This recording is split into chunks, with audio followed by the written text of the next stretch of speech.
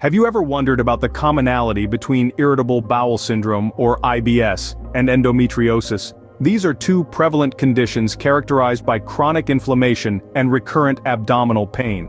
Intriguingly, they often coexist, their similar symptomology leading to misdiagnoses, delayed treatment, and even unnecessary testing. This symptom overlap underscores the complexity of these conditions and the necessity for careful diagnosis. Recent studies have even found a higher risk of IBS in women with endometriosis compared to those without. So, to provide a comprehensive overview, a systematic review and meta-analysis on this issue was performed. The method employed here was nothing short of meticulous.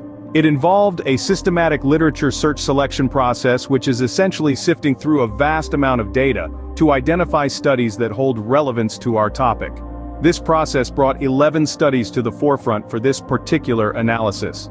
The studies were diverse, each offering a unique perspective. There were 2 prospective cohort studies, which are observational studies where a group of individuals is followed over time.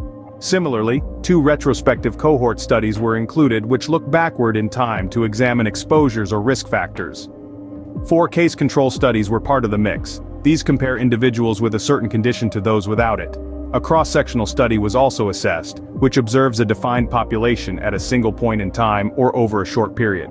Lastly, 2 clinical series were examined. These are descriptions of patients treated consecutively. By analyzing these studies, researchers hope to uncover the correlation between IBS and endometriosis. The results from this meta-analysis were quite revealing. They shed light on the intricate relationship between 2 common diseases, irritable bowel syndrome or IBS and endometriosis. When you look at the incidence of IBS in women with endometriosis, the numbers are quite stark. The study found that women with endometriosis were about twice as likely to have IBS than women who don't have endometriosis. This is a significant finding, indicating a clear correlation between the 2 conditions. The study also looked at the odds ratio, or OR, a statistical measure that compares the likelihood of a particular outcome in 2 groups. In this case, the overall OR of having IBS for women with endometriosis was 3.26. This means that women with endometriosis were over 3 times more likely to have IBS than those without the condition. Similarly, when we delve into the past medical history of these women, the overall OR of a history of IBS in women with endometriosis was 3.10. This implies that women with endometriosis were 3 times more likely to have had IBS in their past than those without endometriosis.